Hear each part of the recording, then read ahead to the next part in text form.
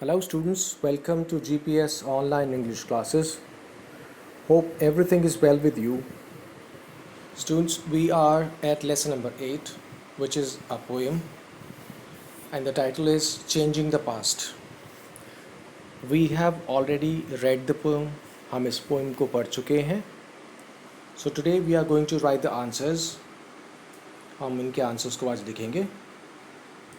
Questions आपकी book में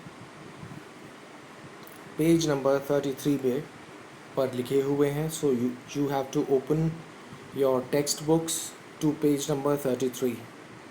alright, इसके ऊपर इसको आप देखिए. मैं एक क्वेश्चन पढ़ूंगा, उसका मीनिंग समझाऊंगा और फिर हम उनके आंसर्स को देखेंगे और मैं उनके आंसर्स का मीनिंग भी समझाऊंगा. आप अपनी पेंसिल और पेन लेकर रेडी हो जाइए so that you may write some important things coming in it. जो उसमें कुछ important चीज़ें आ रही हैं आने वाली, उसको आपको लिखना होगा. ठीक है. So here we start. Question A. Can we change the things? क्या हम उन चीज़ों को बदल सकते हैं that have happened in the past, जो कि पास्ट में हो चुकी हैं. ऑलराइट, पोएम में हमको बताया गया कि पास्ट की चीज़ों को हम बदल नहीं सकते चाहे कितनी भी कोशिश और कैसे भी कर लें, इसलिए हमको प्रेजेंट में ही जीना चाहिए. गुजरा हुआ कल और आने वाला कल हमको हमें उसके बारे में नहीं सोचना चाहिए. ऑलराइट, हम अपने पास्ट में की गई मिस्टेक्स को ठीक नहीं कर सकते हैं. सिर्फ हम अपने आज और अभी काम पर फोकस करें और जो पहली जैसी मिस्टेक्स की थी उनको हम फिर रिपीट न करने की पूरी कोशिश करें. तो एक तरह से ये पोएम का ओवरव्यू हो गया आपके लिए. तो अब हम इसका आंसर लिखेंगे कि क्या हम पास्ट की चीज़ों को चेंज कर सकते हैं. So let me take you to the answer page. Here it is. Alright, so देखिए, you have to write it. A. No, we cannot change the things that have happened in the past. पहले हमने no कह दिया, नहीं हम change नहीं कर सकते उन चीज़ों को जो कि पास्ट में हो चुकी हैं. इसके बाद हमने नेक्स्ट सेंटेंस लिखना है फुल स्टॉप डालकर, W capital. We have no control over them. देखिए, हमारा उनके ऊपर कोई कंट्रोल, नियंत्रण नहीं होता है. मतलब हम उनको ठीक नहीं कर सकते. Alright, let's read out question number 2. The second question is, what happens to the people who are not able to forget their past? जो लोग अपना पिछला वक्त पास्ट नहीं भूल पाते, उन लोगों का क्या होता है. हैपन का मतलब होना, फॉरगेट का मतलब भूल जाना. देखते हैं. तो answer B, they waste their energy. वो अपनी ऊर्जा, अपनी शक्ति को वेस्ट कर देते हैं by thinking about their past. अपने पास्ट के बारे में सोच कर.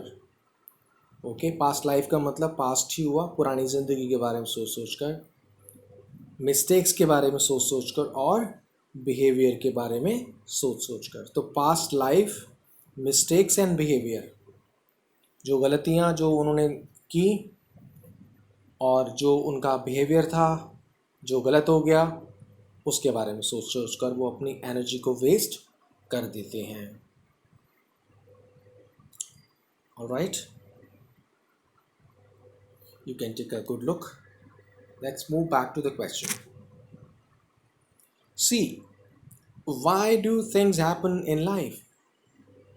जिंदगी में चीज़ें या घटनाएं क्यों होती हैं. देखते हैं क्यों होती है. Answer, things happen for some unknown reasons. जो भी होता है घटनाएं चीज़ें, पोएट ने ऐसा बोला है कि अननोन रीजंस के लिए, उन कारणों की वजह से होती हैं जो हमें पता नहीं है। अननोन, अनजाना। नो का मतलब जानना, नोन का मतलब जाना हुआ, ऑपोजिट उसका अननोन, अनजाना हुआ या अनजाना। ऑलराइट, इसको हम नहीं जानते हैं। Look at the question, the next one, that is D. What is the poet's message in the poem? बहुत important है कि पोइट का मैसेज क्या है। इस पोएम को हमें समझाकर पोइट ने हमें क्या बताना चाहा है, हमारे लिए क्या है जानने के लिए। D answer, the poet says that, poet कहता है कि we should not think about the past, कि हमको पास्ट के बारे में नहीं सोचना चाहिए। चाहिए वाला मीनिंग देता है should word. Okay, next sentence में आया, we cannot correct our mistakes, हम अपनी मिस्टेक्स को करेक्ट नहीं कर सकते हैं। दैट, जो वी मेड, हमने की थी। ऑलराइट, तो ये मैसेज हमें मिला, हमें नहीं सोचना चाहिए पास्ट के बारे में। ई, क्वेश्चन ई, according to the poet, poet के अनुसार, how should one see life. सभी लोगों को, वन का मतलब हर एक को, अपनी ज़िंदगी, जीवन को कैसे देखना चाहिए, मतलब उसके बारे को, उसको लेकर उसके कैसे विचार होने चाहिए।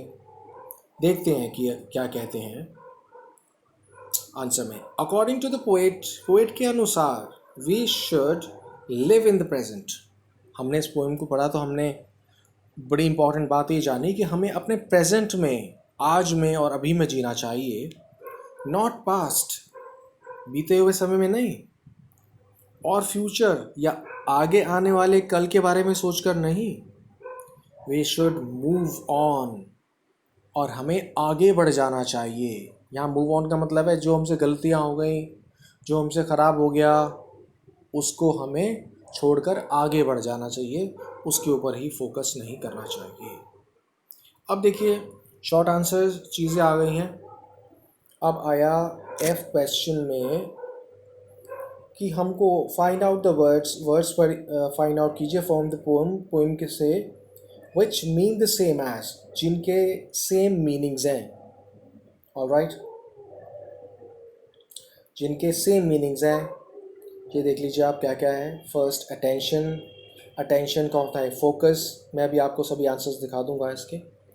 कॉज का मतलब कारण, रीज़न इसका बनेगा। एरर्स का मिस्टेक्स बनेगा, इसका मतलब गलतियाँ होता है। अकर्स का अनफोल्ड्स बनेगा। ओके, अकर का मतलब होना, टू टेक प्लेस, तो अनफोल्ड का मतलब भी वही होता है, होना। That can not be change, जो चेंज नहीं किया जा सके, अनचेंजेबल। अब हम इसको एफ को देखते हैं आंसर शीट पर।